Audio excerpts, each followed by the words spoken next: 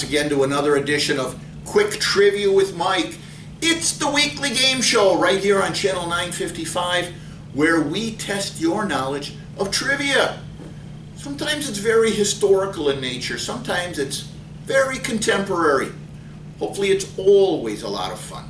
I am your host and the quizmaster, Mike Brever. Let's sit back and relax and have a little bit of fun for the next half hour, shall we? You know how the game works by now. I give you 3 questions every week.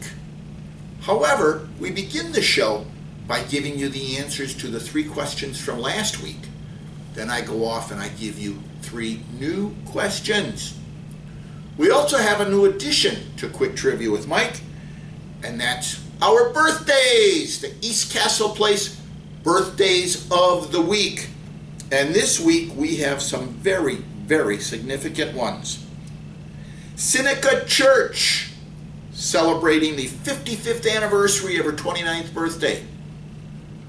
Jake Jacobson, celebrating the 73rd anniversary of his 29th birthday.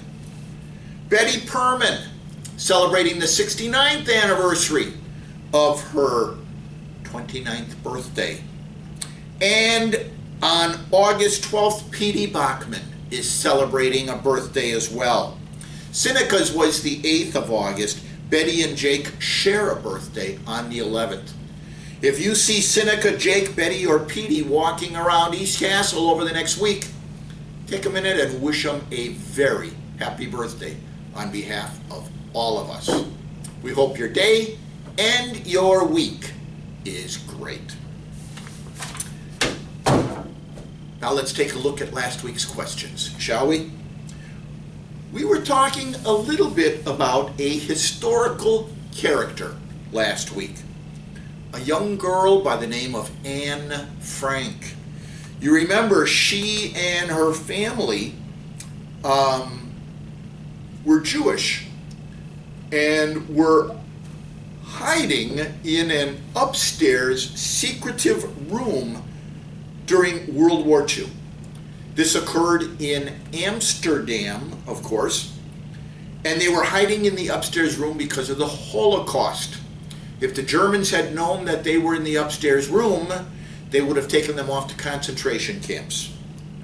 Well, I mean, as you know, this worked for years, 2 or 3 years or so.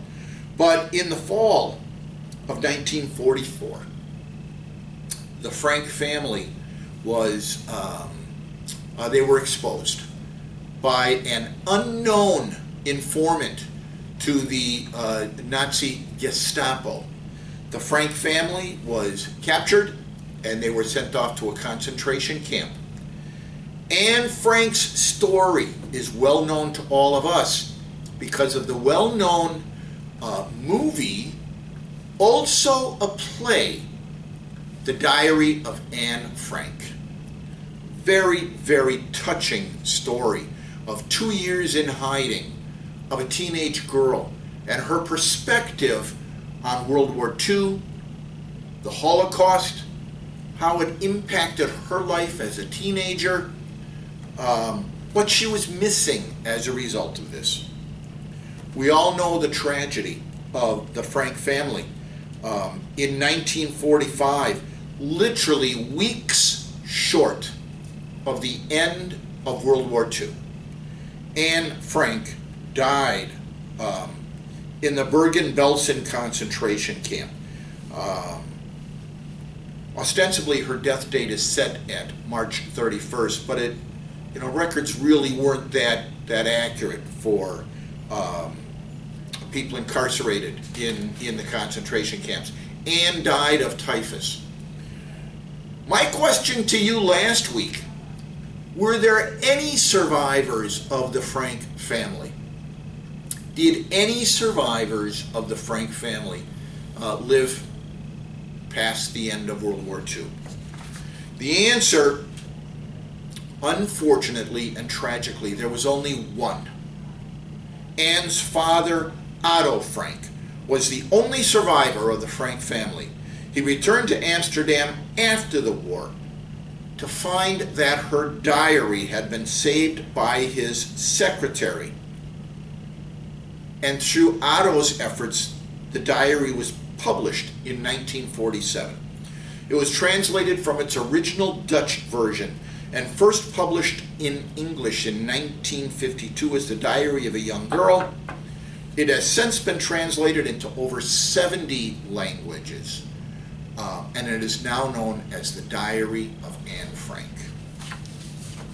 There you have it, the answer to question number 1, Otto Frank.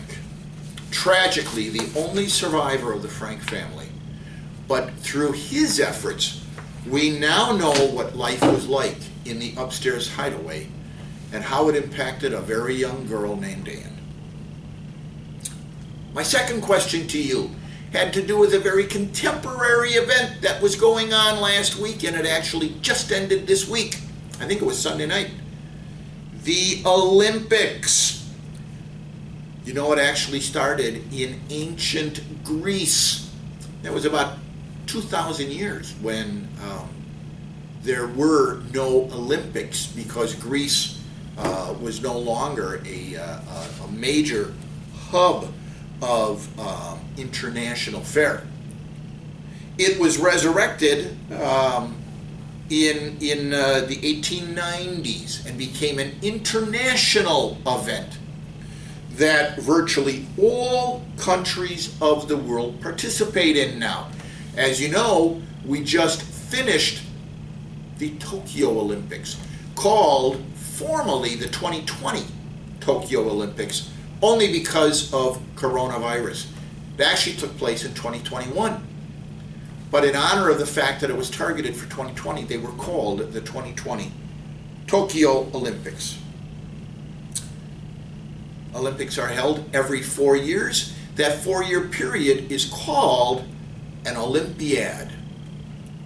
I asked you, since the first modern day Olympics in 1896, the resurrection of the modern day Olympics, there are 5 nations that have participated in every single games to this date. I asked you, what were those 5 nations that have participated in every single Olympiad? The answer? Greece, of course. The first modern Olympiad took place in Greece to herald the fact that Greece was the fostering of the idea of the Olympics. So Greece, Australia, France, Great Britain, and Switzerland. Greece, Australia, France, Great Britain, and Switzerland. Those are the only 5 nations in the entire world that have participated in every single Olympics game since their resurrection in 1896. My third question to you had to do with our 45th President of the United States, Donald Trump. We talked a little bit about the things that he did as president. We talked a little bit about the controversy that surrounded him as well. We also talked about the fact that Donald Trump, in a magnanimous gesture, due to the fact that in his own words he is in fact a billionaire, he donated his entire salary as president back to the United States of America. He actually wanted to be able to work for free, but the law doesn't allow him to do that. He was paid, he donated the money back. Now there is a question as to what happened in the second half of 2020, the election year. Every half year up until that point in time, we know who Donald Trump donated his money to. Many times it was the National Forest Service and maybe the Veterans Administration and things like that. Not certain about the last half of the 4th year of his presidency. But the question is, Donald Trump has touted the fact many, many times that he was the first president to donate his entire salary back to the United States of America. My question to you is, was that in fact true? Is Donald Trump the first American to donate his entire salary back to the United States of America, in essence working for free? The answer? No. There were two presidents who literally worked for free by donating their salaries back prior to Donald Trump. The first was Herbert Hoover. The second was John F. Kennedy. Herbert Hoover and John F. Kennedy. If I'm not mistaken, and I'd have to look this up, so please don't quote me, I think John F. Kennedy, if his net worth was translated into $20, he would have been the second richest president ever to serve. I think the first, of course, was Donald Trump. George Washington, if his money was translated into contemporary dollars, he would have been magnanimously wealthy as well. So several very, very wealthy people, but two in particular donated their salaries back prior to Donald Trump: Herbert Hoover and John F. Kennedy. There you have it. Our three answers from last week. You know that we have a tiebreaker. If two or more of you get the same number of questions correct, identify the bumper music from last week's show. The bumper music last week, the music we play at the beginning and ending of the show, changes every week. Last week, "These Boots Are Made for Walking" by Nancy Sinatra, the daughter of the chairman of the board. Her most famous hit, "These Boots Are Made for Walking." That was the music from last week. Our winner, it was the production team yet again for the third week in a row. As a result of that, next week we're going to be changing up our format a little bit, and I'll explain that at the end of the show. But right now we're going to take a brief intermission. Go get yourself a cup of coffee, maybe a donut. Hurry back. I'll be here waiting for you with 3 new questions.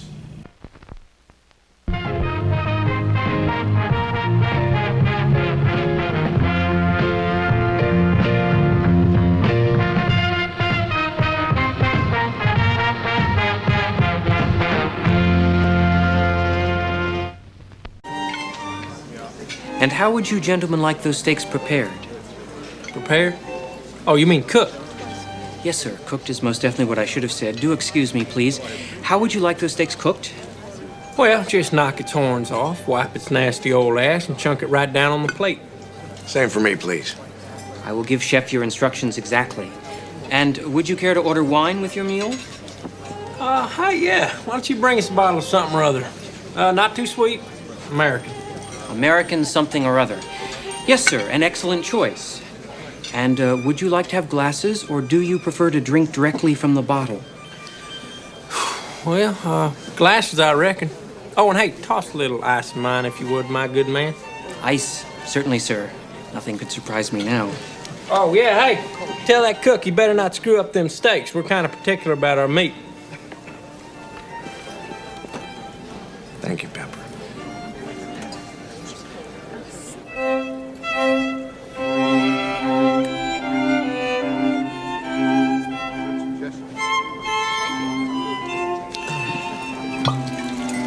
I hope you enjoy this bottle as much as you did the previous 2.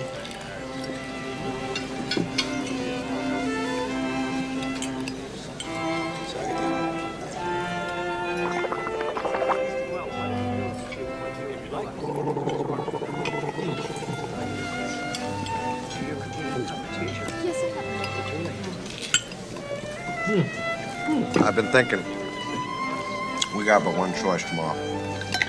I think we ought to boot on over to the police station. Let them handle this. I must say, they've done a fine job with this steak.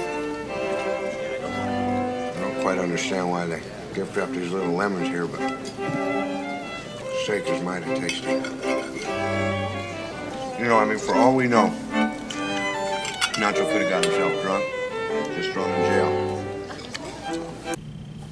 Welcome back to the second half of our show. We've already given you the 3 answers from last week's program. We're going to go on to 3 new questions now. A couple of good brain teasers. I think you're really, really going to like them. We're going to begin with an ad campaign. We're going to talk about Smokey the Bear. It's an American campaign, an advertising icon of the United States Forest Service. It's a wildfire prevention campaign, which is the longest running public service announcement campaign in United States history. The Ad Council, United States Forest Service, and the National Association of State Foresters, in partnership with the creative agency FCB, employ Smokey Bear to educate the public about the dangers of unplanned human-caused wildfires. I think the theory is that if more people were careful, as much as 90% of wildfires could be prevented.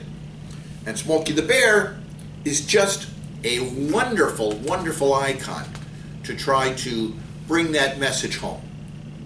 Smokey the Bear actually was a real bear. Not at the beginning of the ad campaign, though. But in 1950, a bear cub was rescued from a New Mexico wildfire and became the living embodiment of the cartoon Smokey the Bear.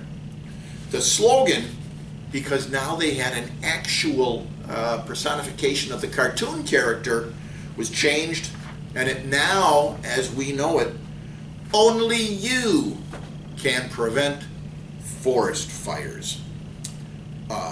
Smokey the Bear's name and image are protected by the Smokey Bear Act of 1952. Smokey's name has always intentionally been spelled differently from the adjective smoky, and it's because they wanted it to be a name and not reminiscent of the forest fires that they were trying to protect against. So there you have it. My question to you: Smokey the Bear's birth date formally is August 9th, 1944.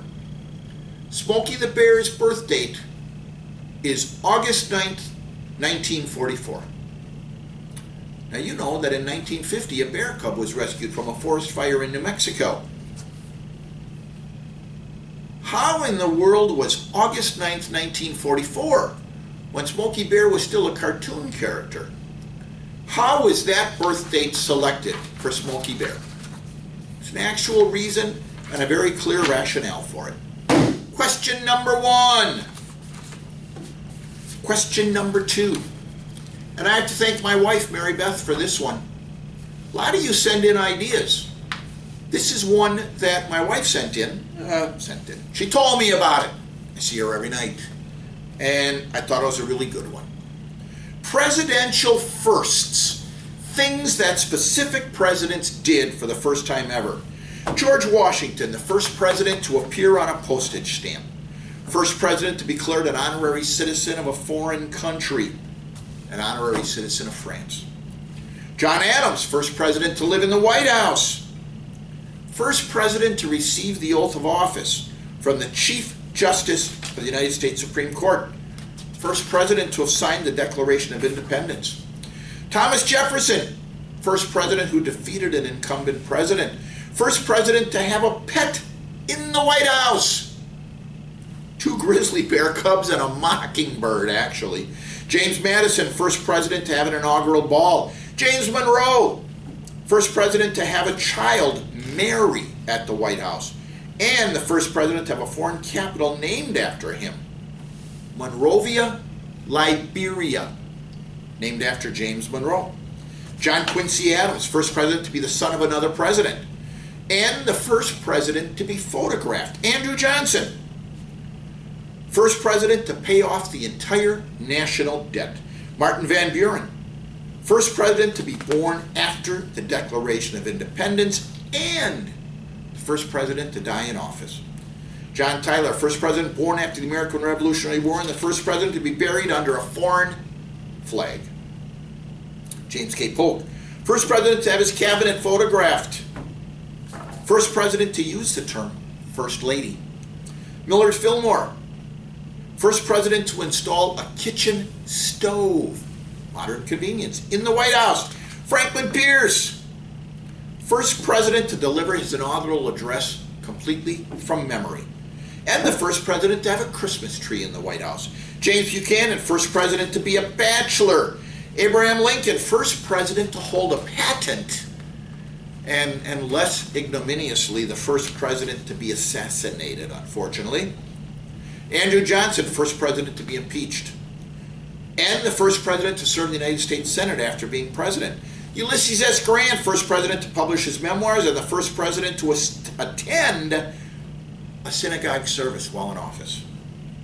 Rutherford B. Hayes, first president to hold a state Thanksgiving dinner, first president to hold the White House Easter egg roll, and the first president to have a typewriter installed.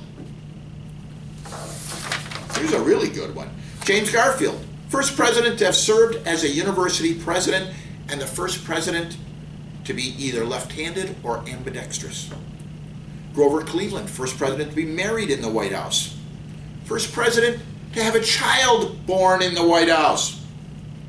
On and on and on. William McKinley, first president to ride in an automobile.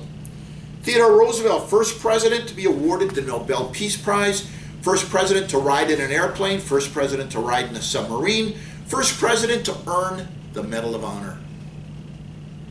Howard Taft, first president to throw out a ceremonial first pitch. First president to be honorary president of the Boy Scouts. Woodrow Wilson, first president to have a PhD. I don't know how a previous president served as president of a college without a PhD, but there you have it. Woodrow Wilson was also the first president to attend a World Series game. Calvin Coolidge, first president to give a radio broadcast from the White House. Herbert Hoover, first president to have a telephone on his desk. Dwight Eisenhower, first president to have served in both wars. And the first president to earn an Emmy Award. An Emmy. John F. Kennedy, first president to actually have been a Boy Scout. First president to earn a Pulitzer Prize. The list goes on and on and on. A list of firsts for presidents. I guess I'm not that surprised that presidents are the first to do a lot of firsts. You already know now that I mentioned it to you earlier. One president was the first to ride in a car.